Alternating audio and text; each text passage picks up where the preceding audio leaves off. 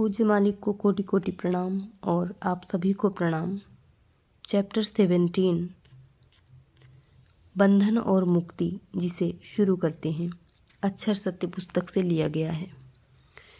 एक अभिनय में एक व्यक्ति राजा इंद्र की भूमिका स्वीकार करके रंगमंच पर आता है। प्रबल भाव के कारण वह अभिनय काल में तथा उसके पश्चात भी अपने को इंद्र समझने लगा तथा यह भाव उसके हृदय में घर कर गया। लोग इस पर हंसने लगे और उसे समझाने लगे, पर वह समझ नहीं सका। इसका फल यह हुआ कि उसे दुख की अनुभूति हुई और वह परिहास की वस्तु बन गया। एक दूसरा उदाहरण लीजिए। एक व्यक्ति ने स्वप्न देखा कि वह बीमार है और यह धारणा इतनी दृढ़ हो गई कि जागृत होने पर भी विद्यमान रही। अब यह जागृत और सुषुप्ति दोनों अवस्थाओं में इसी भ्रम के उदाहपोह में रहने लगा। यद्यपि वह बिल्कुल स्वस्थ दिखाई पड़ता है, पर वह उसे कभी स्वीकार नहीं कर सकता। वह अकारण ही दुखी रहता है।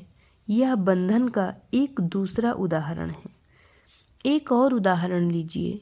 एक व्यक्ति प्रेत के भ्रम में फंसा है।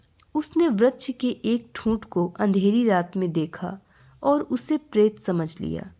उसकी विचार शक्ति ने उस ठूंठ को एक लंबे दांतों वाला प्रेत बताया। वह डर गया, भागा, पर गिर पड़ा और बेहोश हो गया। उसे चेतना आई और उसने आंखें खोली तो प्रेत के भ्रम में जकड़ गया।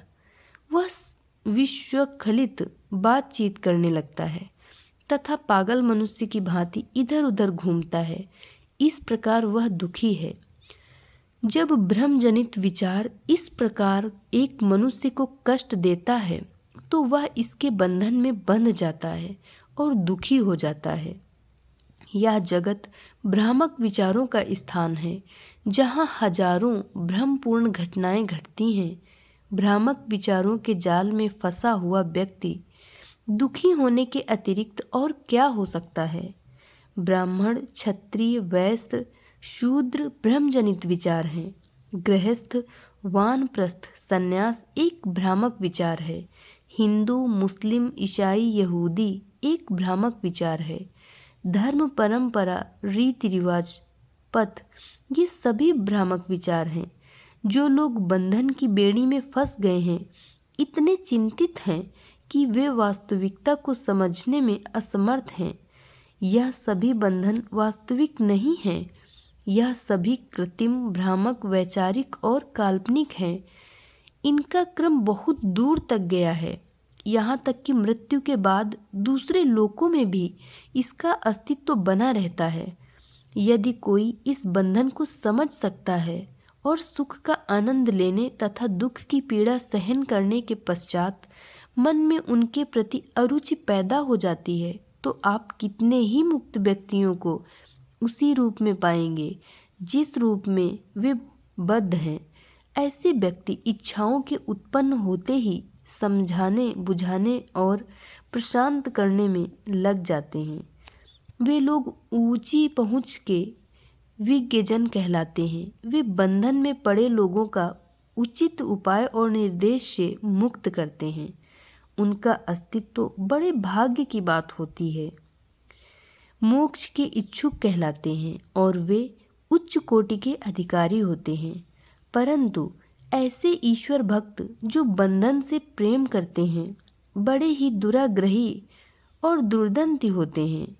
वे बंधन को तोड़ना नहीं चाहते, वरन अपने को विपत्ति से केवल बचाना चाहते हैं। उनकी यही क्षमता होती है।